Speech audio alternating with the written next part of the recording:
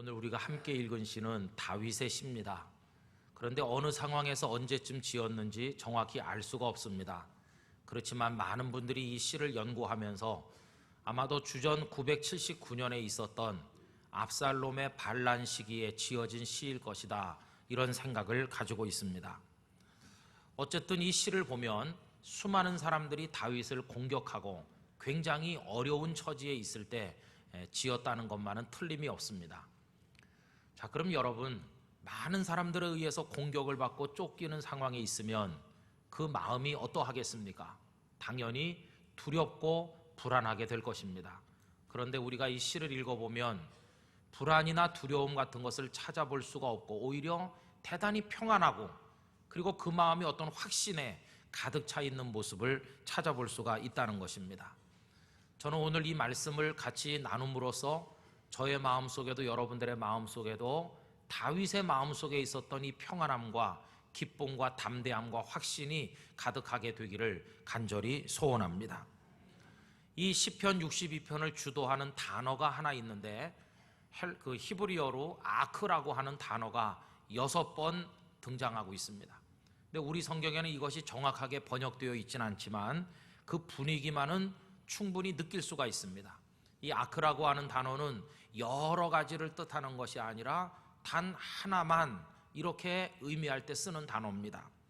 여러분, 먼저 우리가 2절 말씀을 가서 보기를 원하는데요, 이 아크라는 단어가 어떻게 번역되어 있는가?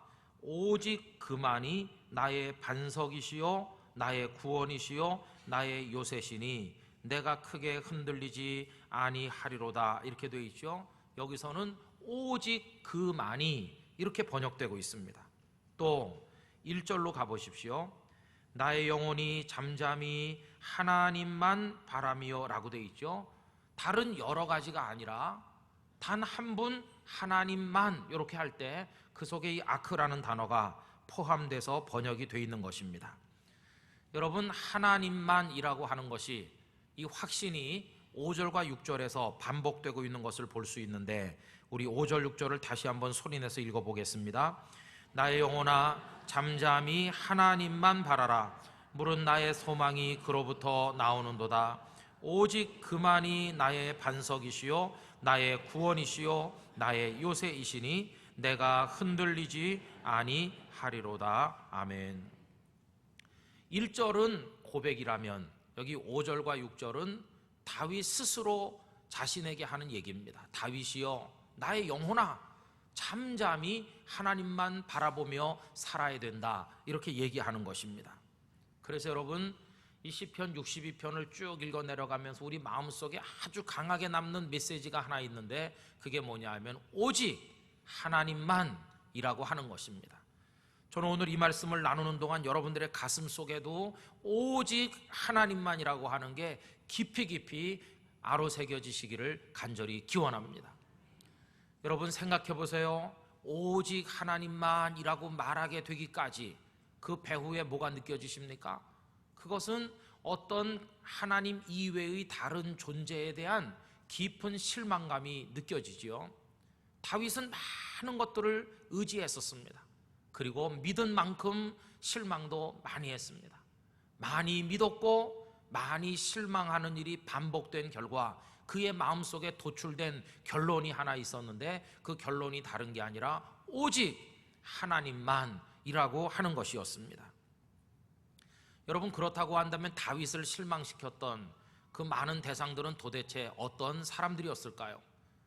다윗을 미워하는 사람, 알지 못하는 사람, 다윗을 끌어내리고 해롭게 하려고 하는 적국의 원수들, 뭐 그런 사람들이었다면 그건 당연하게 받아들일 수도 있었을 것입니다. 그러나 그게 아니었습니다.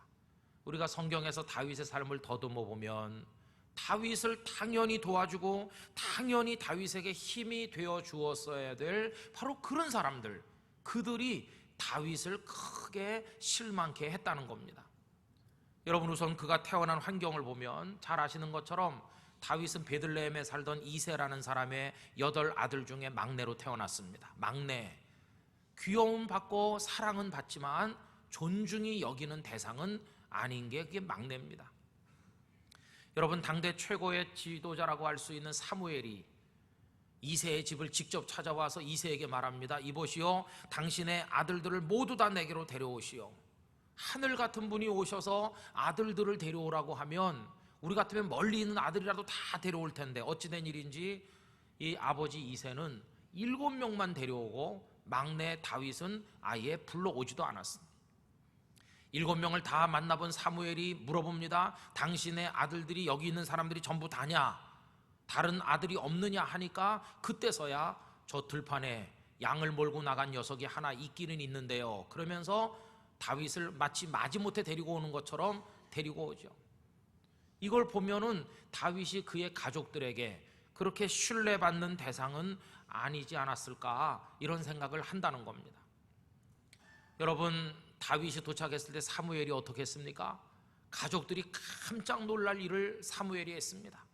이 위대한 지도자가 다윗을 무릎 꿇고 앉게 하더니 가지고 온 기름을 그의 머리 위에 쫙 부으면서 선포했습니다. 이 사람은 하나님께서 선택하셔서 장차 이 나라의 왕이 될 사람으로 세우셨다. 여러분, 이쯤 되면 그 아버지나 형님들이 다윗을 하늘같이 떠받들어야 될 것 같은데 상황은 별로 달라지지 않은 것 같습니다. 나중에 보면요, 블레셋과 전쟁이 벌어졌고 형님들이 출전했습니다. 아버지 이새가 다윗에게 형님들이 잘 있는지 보고 오라고 그랬습니다. 전선에 나가봤더니 한창 전쟁이 있어야 될 그 전쟁터가 조용했습니다. 웬일인가 살펴보니 적진에서 기골이 장대한 장수가 한 사람 나왔는데 떵떵거리면서 하나님을 모독하고 이스라엘 백성들을 저주하는데 이스라엘 쪽에서는 단 한 명도 거기 맞서는 사람이 없었습니다. 사울 왕도 군대 장관들도 모든 이스라엘의 병사들이 전부 토굴을 파고 들어가 머리를 땅속에 숨기고 웅크리고 있었습니다. 다윗의 마음속에 거룩한 분노가 치밀어 올랐습니다. 가슴이 뜨거워졌습니다. 아니, 도대체 어떻게 된 건데 싸울 생각을 안 하는가? 내가 나가 싸워야 되겠다. 이건 하나님의 신이 그를 감동한 결과였습니다. 그러나 그걸 알지 못하는 그 형님 엘리압이 다윗을 뭐라고 꾸짖습니까? 거기 성경에 사무엘상 17장에 가보면 그 맏형님인 엘리압이 이 동생 다윗을 너무 지나칠 정도로 입에 담지 못할 정도로 막 몰아붙이고 책망하고 꾸짖는 걸 볼 수 있습니다. 어린 것이 여기가 어딘데 감히 나타났느냐, 당장 썩 꺼지라, 이런 식으로 동생을 꾸짖습니다.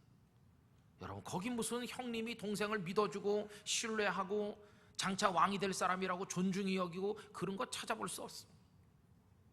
형님이 꾸지람 하든 말든 다윗은 하나님의 신에 이끌려 손에 든 물매를 가지고 그 골리앗 앞으로 마주 나갑니다. 천하를 울게 만드는 천하의 그 영웅과 아직도 어린 티를 벗지 못한 다윗이 지금 1대1로 맞서는 이상한 상황이 벌어진 것입니다. 그때 여러분, 누가 도움됩니까? 형님들 도움 안 돼요. 여러분, 제대로 된 형님들이면 이렇게 말해야 됩니다. 다윗, 들어와라, 들어와, 내가 대신 나가겠다, 이러던지, 아니면 우리 형제들이 다 같이 싸우자, 이러던지. 그러나 모두 다 토굴 속에 숨어 있을 뿐 어린 동생이 죽으러 나가는 거나 마찬가지인데 단 한 사람도 다윗에게 힘이 되지 않았습니다. 아버지 이새 그 자리에 계시지도 않았습니다. 베들레헴에 계시니까요. 여러분, 사람들은요, 내가 꼭 필요할 땐 내 곁에 없을 때가 많은 존재입니다.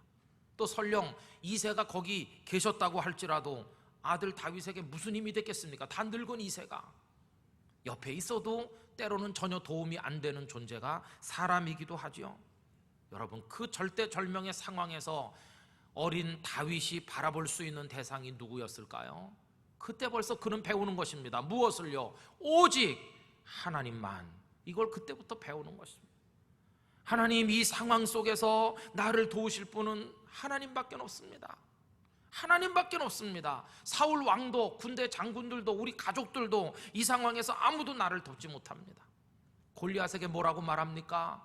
너는 칼과 창과 단창으로 내게 나오지만 나 다윗은 살아계신 만군의 여호와 이스라엘의 하나님의 이름으로 너에게 간다. 난 하나님만 믿고 너에게 간다. 여러분, 그때부터 다윗은 오직 하나님만이라고 하는 것을 배워나가게 됐다는 것입니다.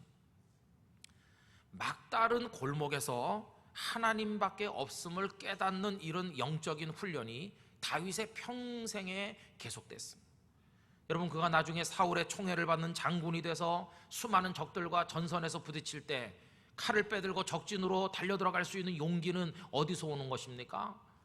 다른 거 없었습니다. 하나님, 바로 그분 때문이었습니다. 시편 18편 28절 29절에 보면 이렇습니다.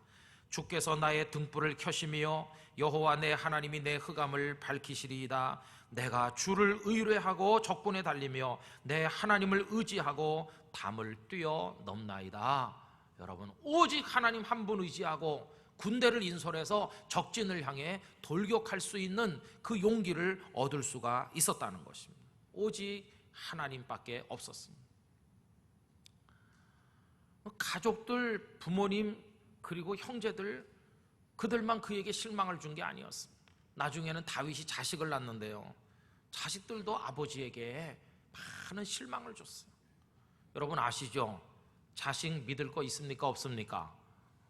없죠. 여기 없다고 그러네요. 누가요? 자식 믿을 거 없다고 그래요. 그런데도 모여 앉으면 다 팔불출이 돼가지고 자식 자랑하잖아요. 남의 집 자식은 그래도 우리 집 자식은 안 그럴 거야, 다 그렇게 생각하잖아요. 다윗도 그랬겠죠.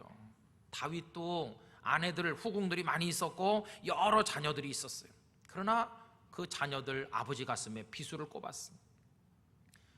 그 최초로 아버지를 실망시킨 건 암논이란 아들이었습니다. 이 암논이 한 짓이 뭡니까? 배다른 누이 동생을, 어머니가 다른 누이 동생을 겁탈한 짓이었어요. 이게 사람으로 할 짓이 못 돼요. 다윗의 가슴에 비수를 꼽았어요. 그리고는 압살롬이 등장했습니다. 압살롬은 성경의 표현대로 하면 이스라엘 천하에 압살롬보다 더 잘난 사람은 없었다고 그랬습니다. 잘생긴 미남자 귀공자의 사람을 끌어들이는 힘을 가진 리더십이 있었어요. 누가 봐도 다음번 왕이 될 인재 중에 인재였습니다. 그런데 압살롬이 무슨 짓을 했나요? 암논이 자기 여동생을 겁탈한 걸 가슴속에 품고 있다가 어느 날 암논을 죽였습니다. 형제가 형제를 죽이는 겁니다. 그러더니 나중에 그 압살롬은 반란군을 끌어모아가지고 아버지를 왕의 자리에서 쫓아내고 권력을 쟁탈하기 위해서 반란의 수괴가 됐습니다. 아버지를 향해서 비수를 빼들었습니다. 여러분, 이게 믿었던 자식이 아버지에게 했던 일이었습니다. 자식을 통해서 다윗이 배운 거, 오직 하나님밖에 없구나, 그걸 뼈저리게 또 배우게 된 것입니다. 여러분, 오직 하나님만이라고 하는 이런 결론은요, 다른 사람들에 대한 실망으로부터 배운 것만은 아닙니다. 그것은 다윗 자기 자신에 대한 실망으로부터 배운 것이기도 합니다. 다윗 자기 자신을 봐도요, 오늘 읽은 말씀 가운데 여러분 1절에 보면 어떤 단어가 등장하냐 하면 잠잠이라는 단어가 등장하죠. 잠잠히 하나님만 바라보라고 그러죠. 잠잠히, 이건 뚜미아라는 히브리어 단어를 번역한 겁니다. 근데 이거는 조용히 소리 없이 잠잠하게 그런 뜻만 있는 게 아닙니다. 이 속에는 아주 중요한 의미가 있는데 포기한다, 체념한다, 그런 뜻이 들어있습니다. 포기하라는 겁니다. 포기하고 하나님만 바라보라는 겁니다. 무엇을 포기하나요? 너 자신을 믿는 그 생각을 포기하라는 것입니다. 너의 경력, 너의 화려한 경험들, 과거에 축적된 많은 명예들, 그런 거 다 포기해라. 다 포기하고 하나님만 바라보라. 이게 잠잠히 바라본다고 하는 의미였습니다. 여러분, 사실 경력으로 말하면 다윗은 화려한 경력이 있어요. 마치 김연아 선수가 나이가 30이 되고 40이 되고 60이 돼도 그 김연아 선수 뒤를 따라다니는 말이 하나 있을 거 아닙니까? 음반의 요정이었었다. 그리고 올림픽의 금메달리스트다. 평생 김연아라는 사람이 살아있는 동안은 붙어다닐 명예 아닙니까? 다윗도 그래요. 다윗이 블레셋 땅에 망명 갔을 때 다윗을 보자마자 그곳 사람들이 대뜸 했던 얘기가 뭡니까? 저 사람 다윗, 골리앗을 쓰러뜨린 사람, 이렇게 말하는 거예요. 골리앗을 어린 나이에 이기고 영웅이 됐던 바로 그 사람 아니냐? 평생 다윗의 뒤에 따라다녀요. 다윗에게는 화려한 경력이 있었습니다. 골리앗을 이긴 사람, 전쟁터의 영웅, 무수한 적들을 물리친 대단한 용장, 이런 게 그의 이름 뒤에 따라다녔지만, 그러나 막다른 골목에 도달하게 될 때마다 과거의 경력이나 경험이나 화려했던 명성이 아무 소용없다는 것을 알게 됐어요. 오히려 다윗이라고 하는 자기 존재를 가만히 스스로 들여다보니 마치 뭐와 같으냐 하면 견고하게 서 있어야 되는데 흔들리면서 이렇게 기울어 금방이라도 자빠질 것 같은 그런 담장처럼 보였다는 것입니다. 여러분 3절에 보면 어떤 말씀이 나옵니까? 넘어지는 담과 흔들리는 울타리 같이 사람을 죽이려고 너희가 일제히 공격하기를 언제까지 하려느냐, 이렇게 말하죠. 거기 넘어지는 담, 흔들리는 울타리, 담장이 넘어지면 이미 그건 담장이 아닙니다. 그죠? 이거를 새번역 성경에서는 이렇게 번역했습니다. 기울어가는 담과도 같고 무너지는 돌담과도 같은 사람을 너희가 죽이려고 다 함께 공격하니 너희가 언제까지 그리 하겠느냐. 지금 다윗 자신은 자기 자신을 이제 막 넘어져가는 담장처럼 생각하는 겁니다. 한때는 견고히 섰었는지 모르지만 지금은 더 이상 아니라는 거예요. 흔들리고 있어요. 기초부터 곧 넘어지는 담장 같은 연약한 나 자신, 그런 내가 어떻게 이 막다른 골목의 위기를 벗어날 수 있을 것인가? 나는 안 돼. 그럼 누가 도우실 수 있는가요? 오직 하나님만. 이런 결론에 그가 도달하게 된다는 것입니다. 여러분, 골리앗을 이긴 적도 있고 적진을 뛰어넘어 영웅처럼 그렇게 명성을 날린 적도 있지만 사실 따져보면 다윗 스스로의 능력으로 한 게 아니라 다 하나님께서 하도록 도와주신 결과라는 것을 다윗은 잘 알고 있는 것이죠. 골리앗에게 나가던 그 순간부터 이 위기를 만나는 마지막 순간까지 그의 가슴 속에 사무친 건 하나님뿐이었다. 바로 이것인 것입니다. 오직 하나님만 내가 바라볼 뿐이라는 확신이 그의 가슴 속에 있었다 하는 것입니다. 성도 여러분, 과거의 영광 믿을 거 하나도 없습니다. 여러분, 그건 믿지 마세요. 옛날에 내가 그래도 한 가닥 했었다, 그거 지금 별로 도움이 안 될 때가 대부분입니다. 난 아직도 펄펄하게 살아있어. 물론 그런 분도 있습니다. 그러나 어떤 순간이 오면 정말 나도 내 주변에 있는 모든 것들도 아무 도움이 안 되는 막다른 골목이 있다는 것을 알게 될 것입니다. 그때 하나님밖에 없다는 것을 깨닫게 될 것입니다. 여러분, 이런 내용의 글을 한번 들어보시기 바랍니다. 김용옥 권사님의 부친 고 김은성 성도의 장례식을 하나님의 은혜 가운데 마쳤습니다. 고 김은성 성도님은 당회장 목사님의 기도와 복음 전도로 예수님을 영접하시고 천국에 가셨습니다. 고만진 장로님과 김용옥 권사님 그리고 유가족들에게 하나님의 위로와 평강이 함께 하시길 기도합니다. 소천일 7월 2일 새벽 3시, 장례일 7월 2일에서 4일. 이게 제가 만든 게 아니고 어느 교회 인터넷 주보에 나와 있는 건데 그 교회에 김은성 성도가 있었는데 죽었다, 그런 얘기입니다. 그래서 제가 가만히 생각해 보니까 이게 남의 얘기가 아니구나. 그냥 그분은 김은성 성도라고 하는 거고 나는 언젠가 김은성 목사 별세. 그게 언제일까요? 이뿐이 아닙니다. 이런 글도 제가 봤어요. 인터넷에서 13년간 병상에서 투병 생활을 했던 교미인 최옥선 여사 52세가 지난 5일 가족들이 지켜보는 가운데 눈을 감았습니다. 7일 오클랜드 주님의 교회 이달견 부목사의 집도하에 노스쇼 메모리얼 파크에서 엄숙히 진행된 장례 및 하관 예배식장에는 평소 고인 및 고인의 유가족과 친분이 깊은 200여 명의 교민들이 참가하여 소천한 고 최옥선 여사가 떠나가는 하늘나라의 길을 환송했습니다. 남편 김은성 씨와 지우 지선 남매를 포함한 유가족과 친지들의 애통한 흐느낌을 뒤로한 채 고인은 바다가 눈앞에 펼쳐진 노스쇼 장지에 모셔졌습니다. 미국의 어느 교회에 김은성이란 교인이 있었는데 그 부인이 13년 동안 병으로 투병하다가 52세 세상을 떠났다는 겁니다. 그 앞에 얘기는 김은성이 죽었다는 얘기고 뒤에 얘기는 같이 살던 그가 죽었다는 거죠. 여러분, 제가 먼저 가든지 제 아내가 먼저 가는 일이 있겠죠, 그죠? 언젠지 모르지만 분명히 있는 겁니다. 뭐 여러분은 없으실 것 같아요. 저는 예언의 능력이 있는데 여러분에게도 다 있습니다. 다 있는 거예요, 다. 그리고 그때 누가 도움될까요? 벌어놓은 돈이 좀 도움이 되겠습니까? 벌어놓은 돈 있으면 병원에 좀 더 오래 있을 수 있을는지도 모르죠, 그죠? 계속 주사 맞고 산소호흡하면서 뭐 좀 할 수 있을지 몰라요. 그 다음에 내가 공부도 많이 했고 세상에서 많은 명성이 있었다. 그럼 뭐 달라지는 거 있습니까? 아무것도 없습니다. 그 다음에 화환이나 몇 개 더 들어오겠죠. 아무 소용없는 겁니다. 아무 도움되는 거 없어요.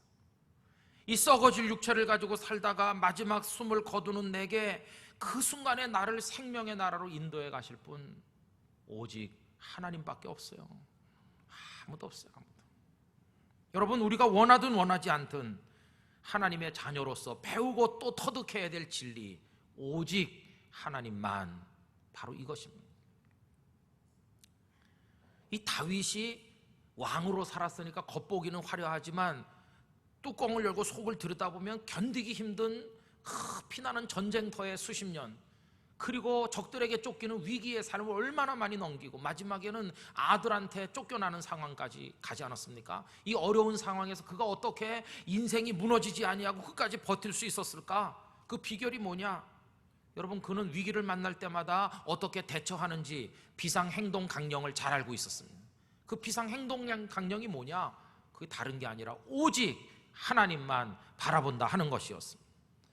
여러분, 평소에 전력이 잘 공급될 때는 공장이 잘 가동되지만 갑자기 그 발전소에 문제가 생겨서 전기가 끊어지면 그 회사는 빨리 비상발전기를 가동해야 됩니다.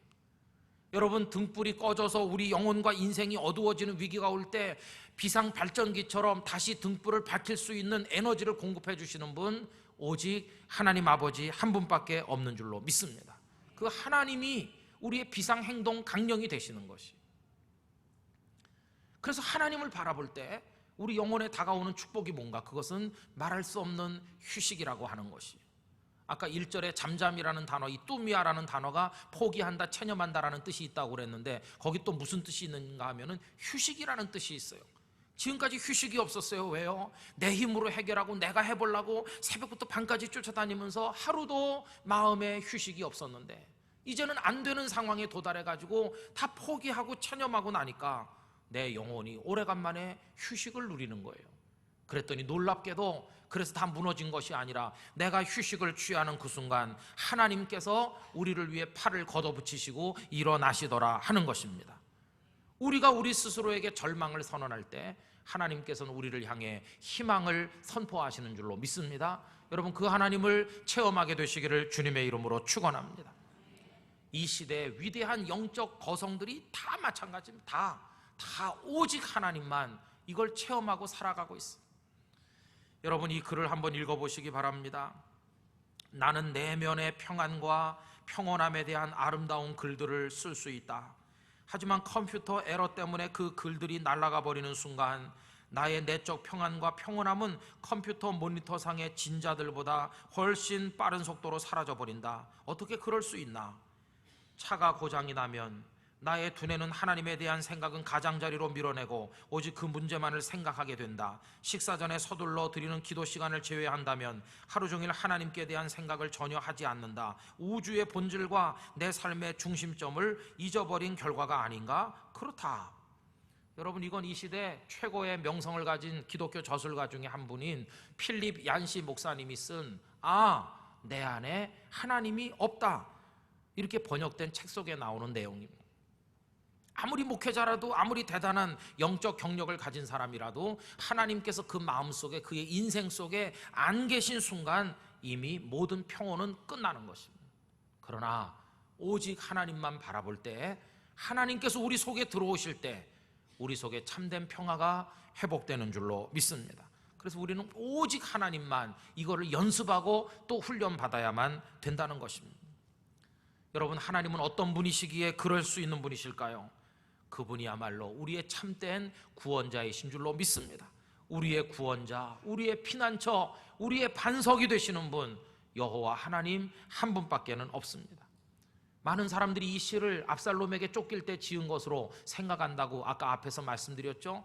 그렇든 그렇지 않든 우리가 압살롬에게 쫓길 때 하나님께서 그를 어떻게 구원하셨는지 살펴보는 게 도움이 될 것입니다. 여러분, 아들이 칼 빼들고 궁궐로 달려들 줄 아무것도 몰랐습니다. 갑자기 당했습니다. 쫓겨가는 신세가 얼마나 처량한지 사무엘하 15장 33절을 보면 이렇습니다. 다윗이 감람산 길로 올라갈 때에 그의 머리를 그가 가리고 맨발로 울며 가며 그와 함께 가는 모든 백성들도 각각 자기의 머리를 가리고 울며 올라가니라. 신발도 못 신고 쫓겨났어요. 그리고는 옷으로 머리를 가리고 울면서 밤길을 걸어서 지금 도망가는 거예요. 아들에게 쫓겨서요. 여러분, 이 상황에서 다윗을 정말 낙담시키는 소식이 하나 전해졌는데, 그게 뭐냐 하면 압살롬 옆에 아히도벨이란 인물이 있다는 겁니다. 아히도벨은 그 당시 제갈공명 같은 지략가였습니다. 아히도벨이 저쪽 편에 있다니. 사무엘상 15장 31절, 어떤 사람이 다윗에게 알리되 압살롬과 함께 모반한 자들 가운데 아히도벨이 있나이다 하니 간이 철렁대로 아히도벨이 저쪽 편에 있어. 이때 다윗이 의지할 데가 아무 데도 없어요. 그래서 그는 하나님만 바라봅니다. 다윗이 이르되 여호와여 원하옵건대 아히도벨의 모략을 어리석게 하옵소서 하니라. 하나님께 기도하는 것밖에 방법이 없었어요. 그러면 그 기도를 들으신 하나님께서는 어떻게 그를 피할 길을 내셔서 아히도벨의 계략을 무너뜨리시고 그를 건져내셨습니까? 그가 그렇게 기도한 순간 하나님께서는 한 사람을 그에게 보내주셨습니다. 15장 32절을 보면 다윗이 하나님을 경배하는 마루턱에 이를 때에 아렉 사람 후세가 옷을 찢고 흙을 머리에 덮어쓰고 다윗을 맞으러 온지라. 이 후세는 아히도벨에 필적하는 지혜로운 사람으로 널리 알려져 있었습니다. 이 후세가 이 처참한 상황을 전해들고 자기 옷을 찢으면서 울면서 왕에게로 달려왔습니다. 하나님은 그를 돕기 위해서 후세를 보내주신 것입니다. 드디어 하나님이 팔을 걷어붙이고 일어나신 것입니다. 여러분, 후세가 왔을 때 다윗이 이렇게 말합니다. 이복의 후세 고맙네. 그런데 자네는 나를 따라가지 말고 내 아들 압살롬에게 가서 거짓으로 항복하고 거기서 나를 도울 방안이 있는가 생각해보게. 그리고 후세가 압살롬에게 갑니다. 가서 거짓으로 항복했습니다. 당신이 반란에 성공하신 것을 축하합니다. 나도 당신을 돕고 싶습니다. 이 압살롬이 그때부터 판단이 흐려졌습니다. 아히도벨은 내 옆에 있고 이미 힘이 되고 있는데 후세까지 내 곁에 오면 천하를 얻은 것이다. 후세를 뜨겁게 영접했습니다. 여러분, 그 다음에 어떻게 진행됐을까요? 압살롬이 전략회의를 열었습니다. 이제 어떻게 하는 게 좋으냐. 아히도벨이 계략을 내놨습니다. 지금 당장 다윗을 추격해서 끝을 봐야 됩니다. 그러나 후세는 반대 의견을 냈습니다. 다윗을 도울 생각으로 온 거 아닙니까? 아닙니다. 지금 쫓아가면 낭패를 볼 수 있습니다. 당신 아버지 다윗이 누굽니까? 지금 쫓겨가긴 하지만 천하를 호령하던 역전의 용사가 아닙니까? 만만히 보면 안 됩니다. 우리도 시간을 벌고 전열을 정비해서 한꺼번에 들이치는 게 효과가 있습니다. 후세가 반대 의견을 냈습니다. 어떻게 됐을까요? 여러분, 그때 다윗은 맨발로 도망가는 신세입니다. 그 밤에 바로 쫓아가면 다윗은 끝장이 납니다. 그런데 하나님이 다윗을 건지기로 하셨기 때문에 아히도벨의 계략은 패해지고 천천히 쫓아가다는 후세의 의견이 채택되면서 다윗은 시간을 벌었고 그 밤에 기드론 시내를 건너 안전한 곳으로 가게 됐고 전열을 정비해서 이 반란을 다시 잠재울 수 있게 됐습니다. 그래서 사무엘하 17장 14절에 보면 이렇습니다. 압살롬과 온 이스라엘 사람들이 이르되 아렉 사람 후세의 계략은 아히도벨의 계략보다 낫다. 그러면서 후세의 계략을 채택하기로 결정했는데 그것이 어떻게 그렇게 된 것인가? 이는 여호와께서 압살롬에게 화를 내리려 하사 아히도벨의 좋은 계략을 물리치라고 명령하셨음이더라. 여러분, 하나님께서 다윗을 건져 주시기로 작정하신 거예요. 하나님밖에 믿을 데가 없는 그 상황에서 하나님만 의지했더니 하나님께서 그 죽음의 상황에서 다윗을 건져 올리신 줄로 믿습니다. 여러분, 그래서 다윗은 또 한 번 배우는 거예요. 오직 하나님밖에 없어. 하나님밖에 없어. 성도 여러분, 하나님밖에 없음을 여러분들도 고백하게 되시기를 부탁드립니다. 하나님만 믿으시기 바랍니다. 하나님만 의지하셔야 됩니다. 하나님께만 부르짖으셔야 됩니다. 우리 자신을 포함해 그 누구도 우리가 믿고 의지할 대상은 못 된다는 걸 알아야 됩니다. 성경은 이런 이야기로 가득합니다. 암몬과 모압의 대군이 연합군을 편성해서 쳐들어왔을 때 연약한 유다 그 왕인 여호사밧은 두려워 떨었습니다. 그때 하나님은 야하시엘이란 선지자를 보내서 하나님을 믿을 것을 촉구했습니다. 야하시엘이 가로되 온 유다와 예루살렘 거민과 여호사밧 왕이여 들을지어다. 여호와께서 너희에게 말씀하시기를 이 큰 무리로 인하여 두려워하거나 놀라지 말라. 이 전쟁이 너희에게 속한 것이 아니요 하나님께 속한 것이니라. 할렐루야. 여러분들의 고통과 어려운 문제 하나님께 속한 것인 줄로 믿습니다. 하나님이 손대시면 다 해결될 수 있을 줄로 믿습니다. 예수님 말씀했습니다. 너희는 마음에 근심하지 말라. 하나님을 믿으니 또 나를 믿으라. 여러분, 오직 우리 아버지 하나님께로, 오직 구주 예수님께로, 오직 그분께로 갈 수 있는 믿음을 저도 여러분도 가지게 되기를 원하는 것입니다.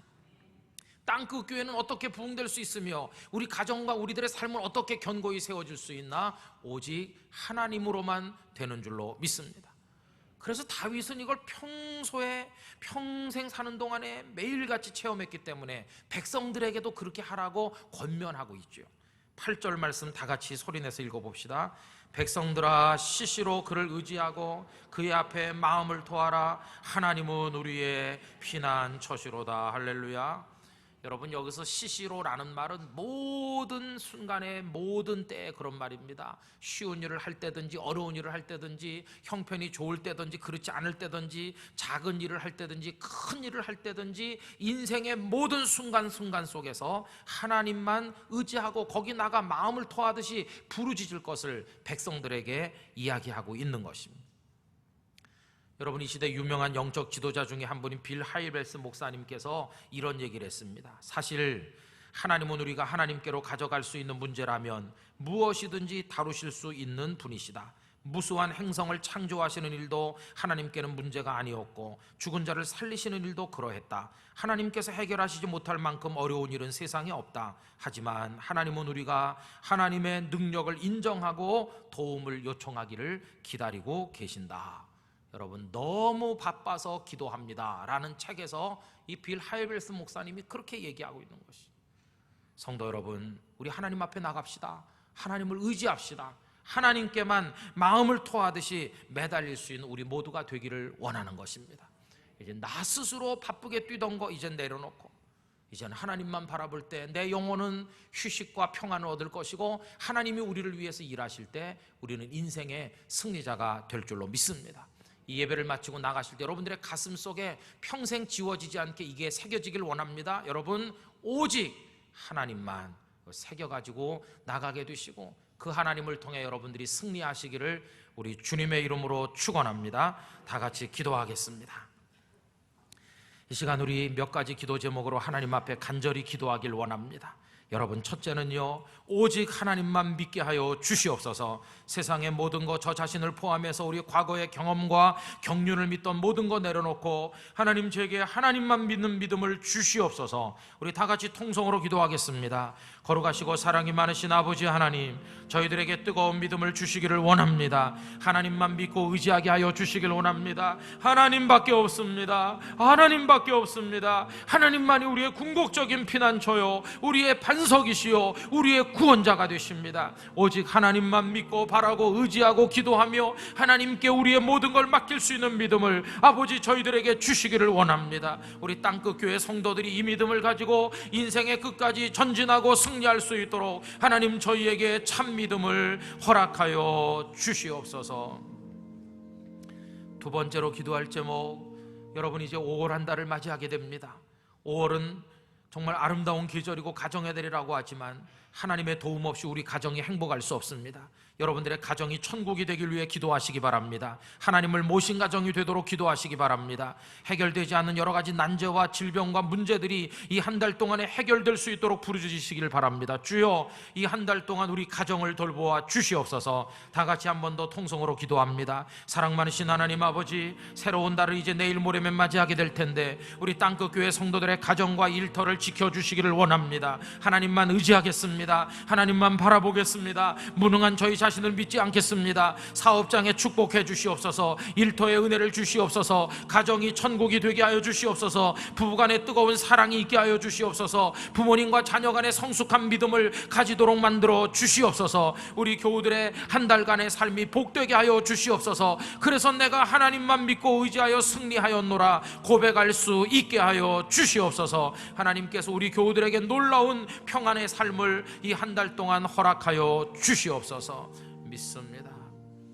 여러분, 이제 5월부터 우리가 119 전도를 본격적으로 시작할 텐데 하나님 우리에게 성령의 충만함을 주사 전도에 불을 붙여주시고 기도에 불을 붙여주셔서 이 일을 이루고도 남음이 있도록 해주시옵소서. 마지막으로 한 번 더 통성으로 기도하겠습니다. 사랑이 많으신 하나님 아버지, 5월 한 달 우리들이 이제 복음과 함께 시작하기를 원합니다. 우리가 기도의 사람이 되기를 원합니다. 성령의 사람이 되기를 원합니다. 하나님만 의지하기를 원합니다. 이 종으로부터 우리 모든 교역자들과 장로님, 권사님, 집사님, 성도들, 어린 갓난아기들까지 하나님 앞에 기도하는 사람으로 영적인 불이 붙게 만들어주시고 성령의 충만함을 있게 도와주시고 5월부터 119 전도를 우리가 본격적으로 시작할 텐데 하나님이여 전도에 불을 붙여주시기를 원합니다. 모든 교우들의 가슴 속에 살아있는 신앙을 허락하여 주시고 증거하는 신앙을 허락하여 주시고 하나님의 뜻을 이룰 수 있도록 축복하여 주시옵소서. 하나님 아버지, 오직 하나님만 바라보며 살아가는 우리 성도들이 되게 하시고 우리가 드린 모든 기도 이루어 응답해 주시옵소서. 예수님의 이름으로 기도하옵나이다. 아멘.